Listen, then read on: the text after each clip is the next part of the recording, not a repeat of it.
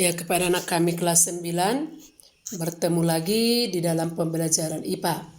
Sebelum Ibu mulai, Ibu ingatkan bahwa materi yang Ibu kasih nanti sudah terkirim semuanya setelah pembelajaran ini selesai. Tidak boleh lebih.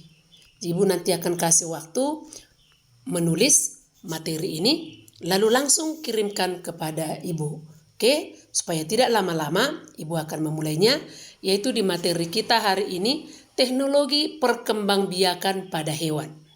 Nah, sehubungan dengan kebutuhan manusia akan daging, maka perkembangbiakan hewan secara seksual tidak bisa lagi menutupi kebutuhan akan daging hewannya, kebutuhan manusia. Artinya di sini perlu perkembangbiakan hewan ini yang lebih cepat lagi, yang lebih bagus lagi. Maka di sana dilibatkan teknologi. Nah, teknologi perkembangbiakan pada hewan ini ada 3. Yang pertama itu disebut dengan inseminasi buatan. Kedua, transfer embrio. Dan yang ketiga adalah rekayasa genetika. Kita akan membahas satu-satu akan hal ini. Nah, perkembangbiakan hewan ini di bidang teknologi yaitu inseminasi buatan. Inseminasi buatan ini disebut juga kawin suntik atau disingkat dengan IB, ya, inseminasi buatan. Artinya di sini bahwa hewan betina bisa hamil, bisa menghasilkan keturunan tanpa melibatkan sel jantan. Bisa hamil tanpa adanya atau tanpa mereka melakukan hubungan seksual. Nah, lalu gimana caranya kok bisa hamil kan gitu sekarang? Nah, artinya di sini itulah fungsi teknologi tadi, bahwa sperma jantan itu langsung diambil. Sperma jantan itu diambil, lalu disimpan dulu dengan baik, lalu disuntikkan kepada si betina. Ya, jadi artinya tidak langsung jantannya kawin sama si betinanya, tapi sperma itu dimasukkan ke rahim si betina adalah melalui suntik. Contohnya misalnya lembu jantannya itu ada di India, lembu betinanya itu ada di Indonesia. Kan gak mungkin lembu jantannya itu diterbangkan dari India ke Indonesia. Lalu gimana caranya? Nah, maka pergilah ke sana mungkin dokter hewan, lalu diambil dari sana, dari India misalnya spermanya, lalu dimasukkanlah ke betina yang ada di Indonesia. Jadi artinya di sini di dalam inseminasi buatan ini ya nggak asal-asalan juga. Ada banyak prosedur yang dilewati. Ada banyak syarat-syarat supaya inseminasi buatan ini berhasil. Artinya diupayakanlah supaya induknya itu yang bagus. Nah, bagaimana caranya? Jadi seperti ini ya, inseminasi buatan pada hewan adalah proses perkembangbiakan hewan yang sengaja dilakukan manusia dengan cara memasukkan sperma induk jantan yang telah diencerkan dengan garam atau NaCl fisiologis ke dalam saluran reproduksi induk betina. Nah, apa rupanya keunggulan dari teknik perkembangan ini? Nah, ini mengatasi masalah kurangnya pejantan. Nah, mana tahu pejantannya kurangnya seperti itu. Dibelikah sperma itu? Ya memang dibeli. Dicarilah induk atau pejantan yang lebih unggul, yang lebih bagus, supaya nanti hasilnya atau anakannya itu juga lebih bagus. Nah, 2, memudahkan persilangan antar induk baik yang sama maupun beda ras. Berbeda pun rasnya. Jadi artinya dikawinkan ras yang besar sama ras yang kecil, mungkin anaknya menjadi ras yang sedang. Maka bisalah menghasilkan anakan yang lebih unggul lah ya. Membantu hewan jantan unggul yang sulit kawin. Nah, ada banyak keunggulan yang diperoleh dari inseminasi buatan ini. Dan ini sekarang sudah dilakukan, dan sudah dilakukan ini dari udah lama lah inseminasi buatan ini. Yang berikutnya keuntungannya adalah mengendalikan jarak kelahiran ternak. Mengendalikan artinya membuat jarak kelahiran, boleh. Mencegah terjadinya kawin sedara supaya anaknya itu tidak begitu-begitu aja, tidak kecil-kecil gitu. Artinya mendapatkan anakan atau anak yang lebih bagus, lebih unggul dari induknya. Menghindari kecelakaan saat kawin. Mungkin tapi ini ditangani dokter ya. Ini tidak lepas dari pantauan si dokter hewan.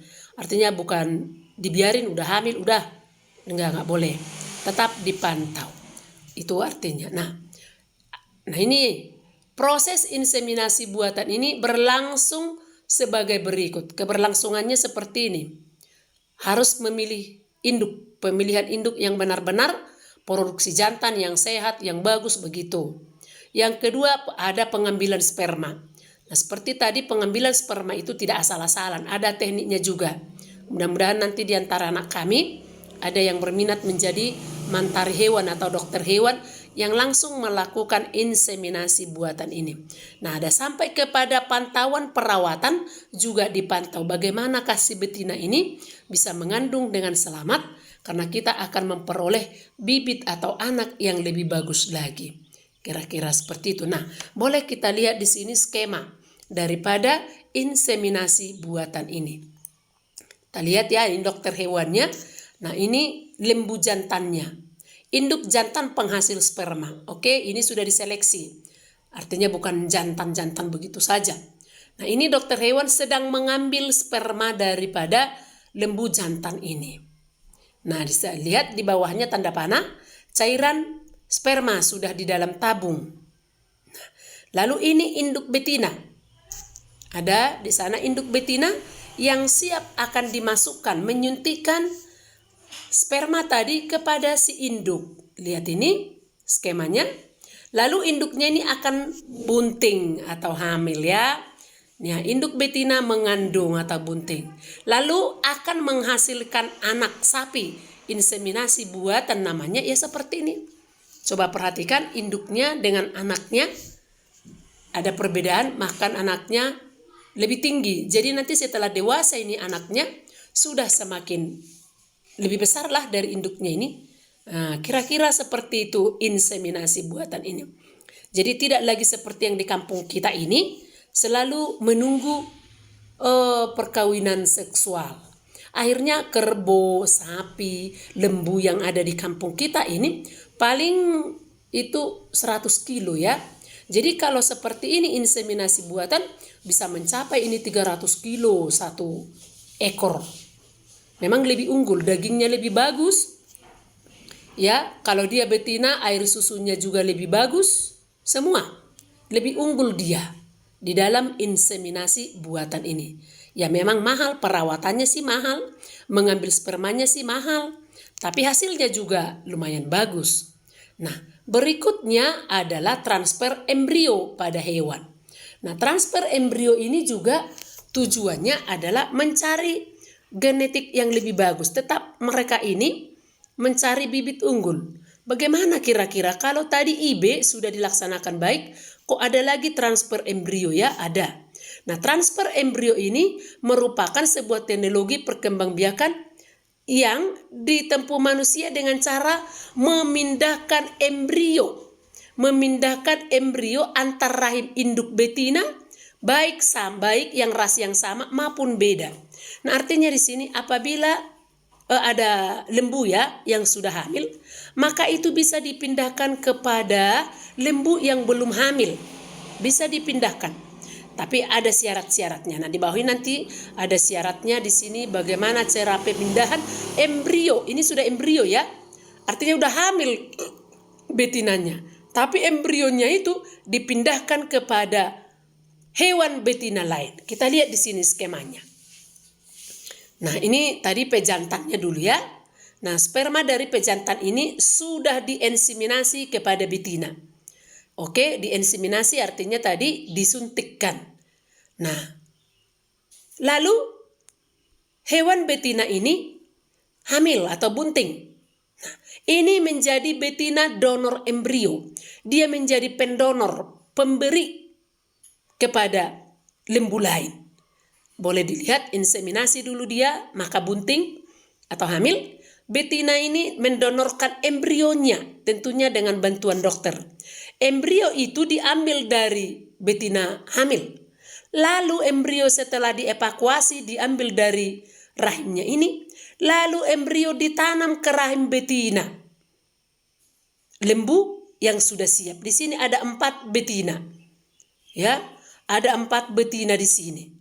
Nah, di dalam inseminasi buatan ini harus diatur, nggak boleh lagi satu di betina donor.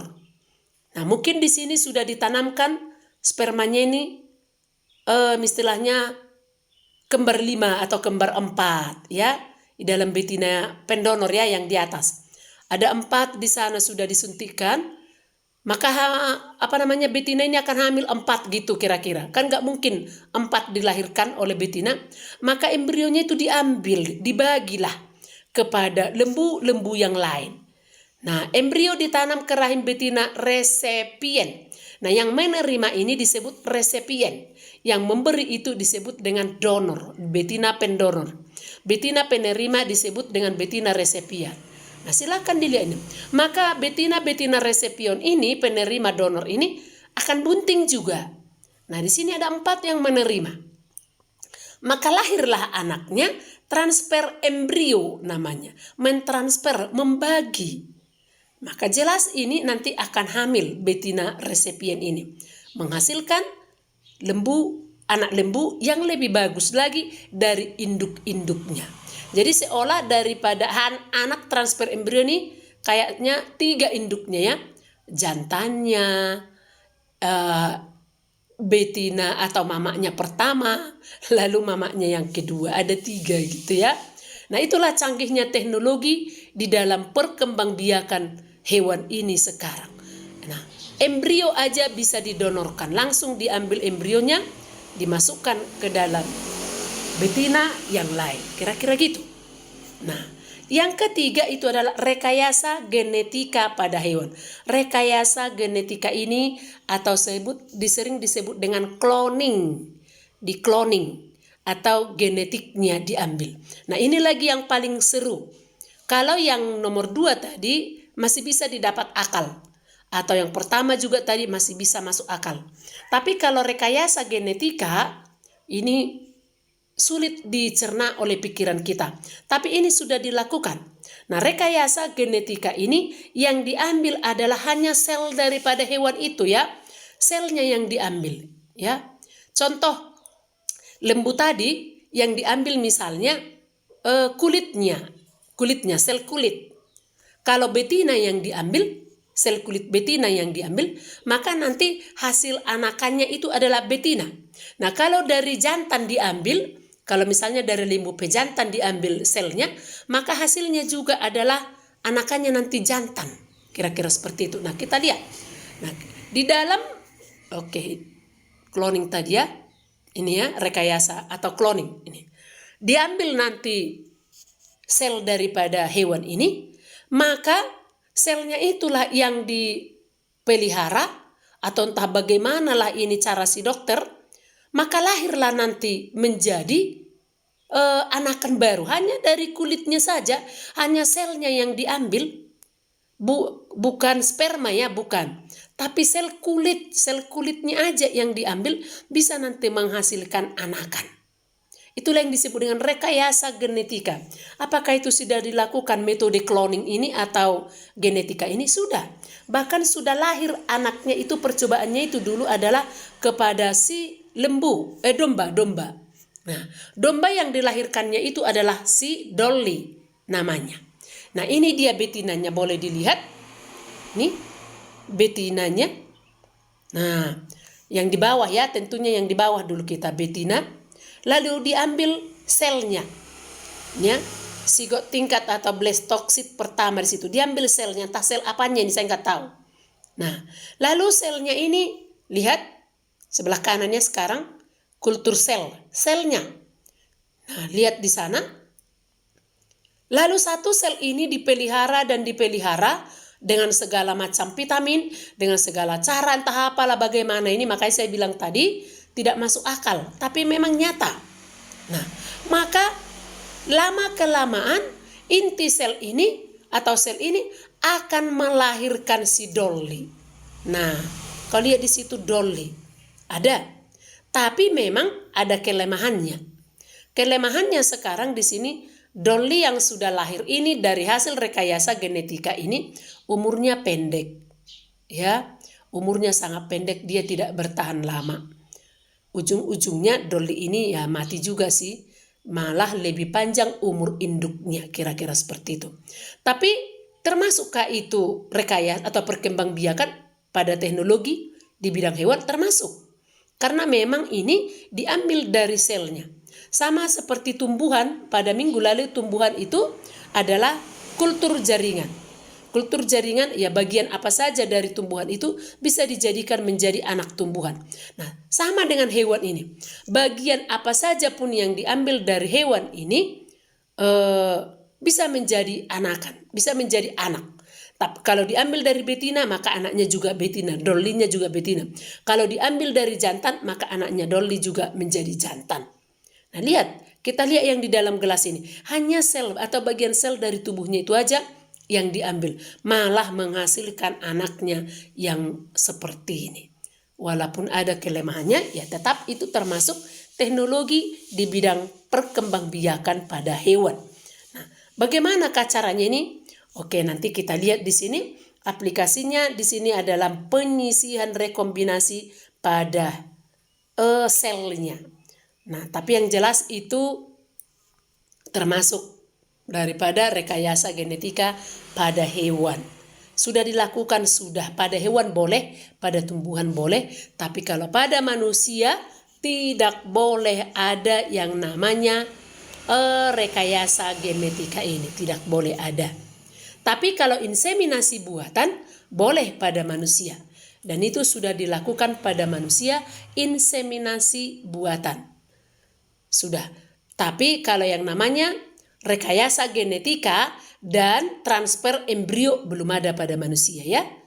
Masih pada hewan, pada binatang saja.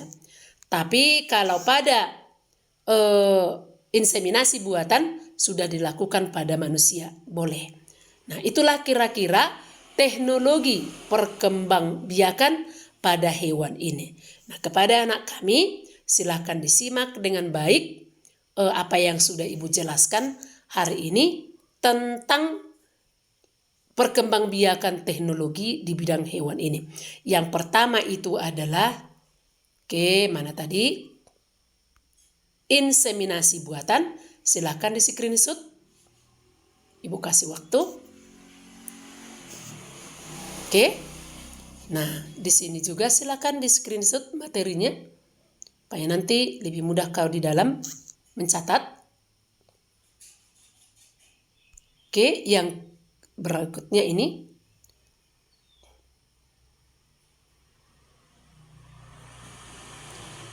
Ini transfer embrio, ya, yang bagian kedua. Diringkas saja nanti, nggak usah pala semuanya, ya. Diringkas. Ini tahap-tahapannya ini. Memang itu harus.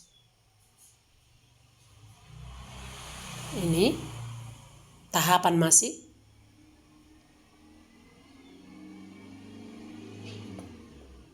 Lalu ini prosesnya. Ini mungkin lewat gambar ini kita lebih tahu, mungkin ya, lebih mudah mengerti apa itu. Ini mengenai rekayasa genetika pada hewan. Nih, silahkan di screenshot. Nah, ini tahapannya, prosesnya, teknologi transfer inti sel yang menghasilkan domba dolly. Boleh di screenshot. Ini juga. Ini.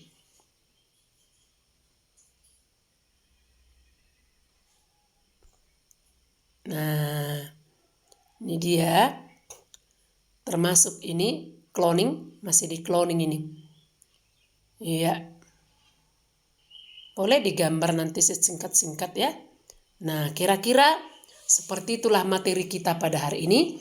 Ibu tunggu nanti kirimanmu. Oke? Terima kasih dan horas bagi kita semua.